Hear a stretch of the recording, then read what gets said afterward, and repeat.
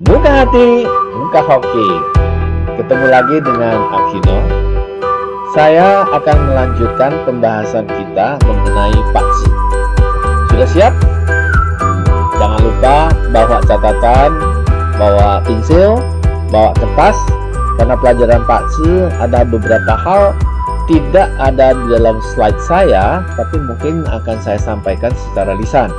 Jadi lebih baik punya pensil daripada kita hanya mengandalkan daya ingat. Minggu lalu kita sudah membahas bahwa mempelajari tentang metafisika orang Tionghoa ini Patsu hari ini sama halnya kita mempelajari organik. Kalau kita membandingkan adanya konsep timur di dalam pertanian dan konsep barat yang mengandalkan kimia gitu ya, ataupun kalau di dalam kehidupan mengandalkan teori-teori motivasi. Sekali lagi ya, saya tidak mempertentangkan, jadi jangan salah paham. Saya tidak mempertentangkan antara timur dan barat, karena sebenarnya sekarang ini pun gabungan komposisi antara pandangan timur dalam pertanian dengan pandangan barat sudah menyatu ya. Jadi ada yang bilang 50% organik lebih bagus, 50% kimia bagus. Ada yang bilang macam-macam komposisi masing-masing. Nah, kita mempelajari Patsu ini dalam rangka mencari jawaban kehidupan kita. Mungkin yang 70% itu ada di organik tersebut ya. Mungkin jawaban kita atau perjuangan kita. Memang umumnya Patsu ini dibutuhkan orang, sayang sekali sebenarnya ya, dibutuhkan orang ketika hidupnya tidak terjawab dengan semua teori-teori yang telah dia lakukan, terutama teori-teori motivasi. Nah, biasanya ketika ada masalah, ada sesuatu yang salah gitu. Nah, dia barulah reflect ke kehidupan melalui organik ini. Berkaitan dengan cara organik atau cara pandang timur berkaitan dengan kehidupan yang sukses atau kesuksesan itu sendiri, ada yang disebut dengan trinitas sukses. Nah, trinitas sukses yang saya gambarkan tadi adalah pendekatan organik. Sesungguhnya di dalamnya juga ada namanya pendekatan barat ataupun seperti kimia ya, NPK. Yaitu di mana? Yaitu di komponen namanya manusia ataupun komponen keinginan manusia untuk belajar, keinginan manusia untuk mengambil tindakan karena motivasi, karena hal-hal lain-lain. Ini kan sama saja dengan pupuk organik. Misalnya pupuk organik, di dalamnya ada apa? Tentu ada NPK juga. Nah, tapi ada perbedaannya. NPK di dalam cara organik, dia lebih berdaya tahan lama, artinya dapat ditimbun lama-lama tanpa merusak tanaman. Sama, di dalam trinitas sukses, cara pendekatan manusia melalui belajar dan action, dia merupakan satu komponen, satu kesatuan komponen ketika dia memahami apa yang disebut dengan dari langit, ya, kemudian apa yang disebut dengan dari tanah. Nah, ini yang membedakannya gitu ya. Jadi, trinitas sukses dalam cara pandang organik itu ada 3 komponen. Satu adalah dari langit. Dari langit apa artinya? Yaitu tentang kehidupan masa lalu. Ya. Jadi, kehidupan masa lalu. Jadi, bagi orang Tao, bagi orang Buddhis, bagi orang Timur secara tradisional mempercayai bahwa kehidupan seseorang saat ini ditentukan oleh kehidupan yang masa lalunya. Jadi kehidupan saat ini adalah kontinuitas dari kehidupan masa lalu. Jadi kehidupan akan datang juga merupakan kontinuitas dari saat ini. Ini sebenarnya sangat gampang kita mengerti. Hari ini saya ada karena kemarin malam saya tidur dan kemarin malam saya melakukan tindakan. Kalau kita tidak ingat tindakan kemarin, itu bukan berarti kita nggak ada. Tapi kemampuan daya ingat kita menjadi lemah. Dan seterusnya. Gitu. Orang zaman dahulu ada beberapa yang memang memiliki, ya saat ini dibilang kesaktian. Dia mampu melihat masa lalunya. Dan mereka menyampaikan teori ini. Kemudian, bagi beberapa orang, mungkin ini lebih diartikan adalah potensi diri yang dibawa oleh kelahirannya. Entah datang dari Tuhan ataupun dari alam semesta itu sendiri. Poin penting adalah bukan membedakan ini satu karma, satu Tuhan, satu alam semesta. Menurut saya itu tidak penting. Tapi setiap orang memiliki potensi diri yang berbeda-beda. Ini satu kenyataan. Ini sama seperti misalnya kalau kita melihat sebuah pohon mangga, setiap bibit mangga, setiap biji mangga memiliki potensi yang berbeda-beda. Nah, posisi ataupun kenapa sebuah mangga dari pohon induk yang sama dengan mendapat perlakuan yang sama, sinar matahari yang sama, seolah-olah sama. Tapi sesungguhnya ada perbedaan yang sangat nyata di dalam satu pohon berkaitan dengan buah mangga masing-masing. Mangga yang ada di atas, mendekati puncak pohon, tentu akan berbeda mendapat sinar matahari dengan yang ada di bawah. Begitu pula yang berada di sektor timur akan berbeda dengan yang di sektor barat, ataupun yang di sektor selatan berbeda dengan sektor utara. Atau kan tidak semua dari mangga itu mengalami diserang oleh hama yang sama. Ada yang diinjeksi oleh lalat buah, mungkin satu injeksi, maka dia memiliki cacat satu. Tapi ada yang entah kenapa lalatnya senang injeksi benih lalat buah itu begitu banyak. Jadi ini menggambarkan bahwa setiap orang ataupun setiap apapun di dunia ini memiliki potensi yang berbeda-beda. Dan mengetahui masing-masing punya potensi yaitu dengan cara yang disebut dengan pazi. Kemudian ada yang ketiga, yaitu komponen trinitas sukses yang ketiga adalah dari yang disebut dengan T ataupun Earth, ataupun lebih tepatnya dari lingkungan. Bagaimanapun kita nggak bisa pungkiri bahwa suatu tempat tinggal itu memiliki kualitas yang berbeda-beda. Orang yang tinggal di daerah pesisir atau pantai cenderung lebih agresif, lebih aktif dibandingkan orang yang tinggalnya di gunung. Dan tinggal di gunung pun kalau kita perhatikan memiliki batas-batas yang berbeda. Orang yang mungkin di 600 dpl ataupun 600 di atas permukaan air tentu akan berbeda perilaku, cara hidupnya yang hidup rata-rata di atas 2000 dpl. Apa bedanya? Beda. Karena ketika yang udah di 600 mungkin masih bisa beraktivitas dengan gampang sampai jam 2 gitu. Sementara orang yang tinggal di atas 2000 dpl mungkin jam 11 saja udah kedinginan.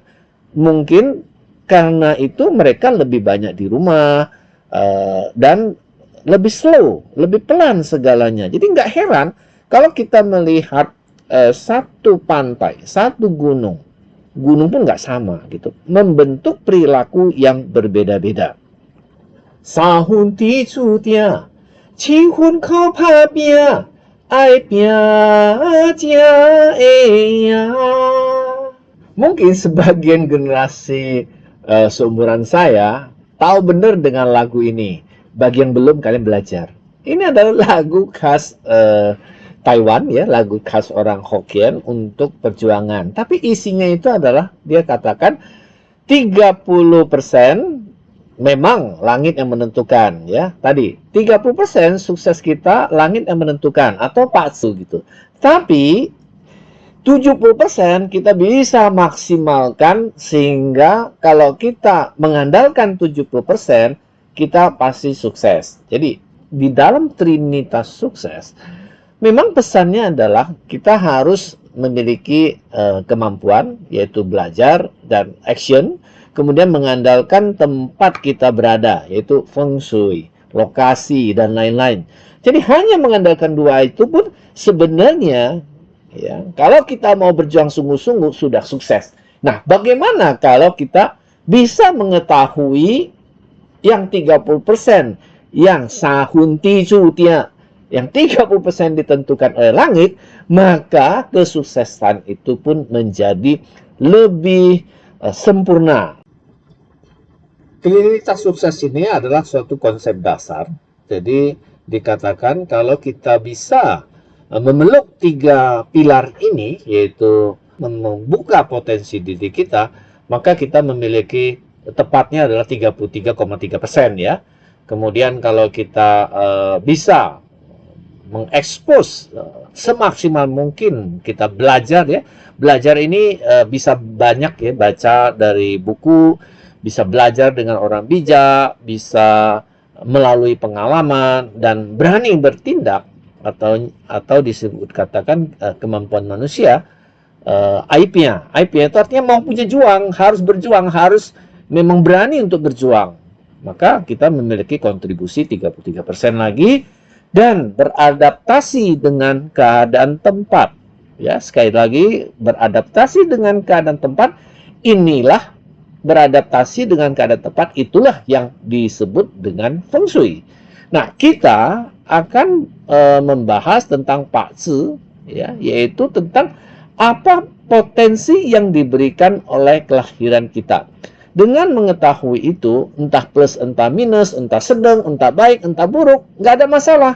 Karena bagaimanapun, kalau kita bisa memahami, artinya kita bisa membuka suatu rahasia 33% itu.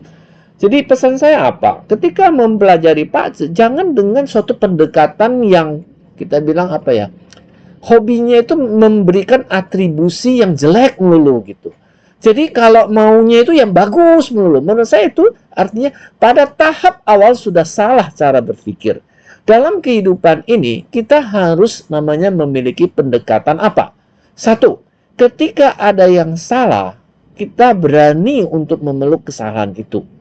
Kalau ada yang lemah, kita berani mengakui kelemahan itu. Dan dengan keberanian untuk memeluk kekurangan, kita baru memiliki potensi untuk memperbaiki. Tapi kalau kita tidak mengakui adanya kelemahan, menurut saya adalah suatu langkah yang sangat tidak dewasa. Begitu pula namanya nih kecenderungan orang adalah ketika diberitakan, wah kamu lahir di kepala raja nih, bakal menjadi orang top, kaya, dan lain-lain. Nah, kemudian dia santai-santai, ongkang-ongkang kaki, besar kepala. Lu harus baik-baik sama saya ya. Saya ini bakal jadi orang sukses, orang hebat. Nah, kamu harus betul-betul baiki sama saya. Ini juga pendekatan yang buruk sekali. Kenapa? Karena kita harusnya melihat berita bagus, pembacaan yang bagus, dengan pikiran tahu di mana bagusnya, kita fokus energi kita bagaimana memaksimalkan hal yang baik itu sehingga bukan hanya terjadi tapi melebihi itu semuanya. Kuncinya dua-duanya membutuhkan perjuangan. IP-nya IP-nya baru bisa kita menang. IP-nya itu artinya mau berjuang, mau keluar dari zona nyaman kita untuk berjuang. Dengan peta Pak Zi tersebut, maka daya juang kita itu menjadi komplit. Tanpa lagi guessing, kan seringkali dalam kehidupan orang, ada yang hilang dalam hidupnya. Ada sesuatu yang tidak sesuai kayaknya dengan hati saya. Ini biasanya karena dia tidak melihat pada potensi dirinya. Nah, tentu ada penyesalan ketika itu terlambat diketahui. Apa purpose-nya? Apa hakikat dari perjuangannya itu? Nah, Pak Zi membongkar hakikat tersebut. Konsep Trinitas sukses ini ada garis putus-putus. Apa artinya? Itu saling berinteraksi.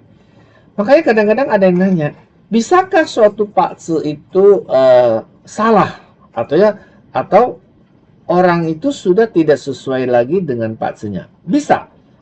Terutama ketika orang itu secara dramatis mengubah sudut pandang berpikirnya. Ya, sekali lagi, bisa terjadi antara Pak Zi dengan kehidupan seseorang itu berbeda. Kalau orang tersebut memiliki kemampuan secara dramatis mengubah sudut pandangnya. Apa yang disebut dengan mengubah secara dramatis sudut pandang kehidupannya, terutama orang-orang yang spiritual, orang-orang yang bermeditasi, orang-orang yang bermeditasi merealisasikan suatu tahapan yang sangat signifikan berbeda dengan orang umumnya. Misalnya, dia betul-betul mampu melihat bahwa ego ini mengendalikan segalanya. Dan akibat dia betul-betul bukan sekedar memahami, Ya, tapi ini soal rasa, soal rasa, bahkan melampaui rasa, maka orang tersebut dikatakan pakzinya menjadi distorsi. Kenapa distorsi? Karena kan tadi kehidupan sekarang membentuk pakzi akan datang. Kehidupan saya saat ini akan membentuk pakzi masa depan gitu.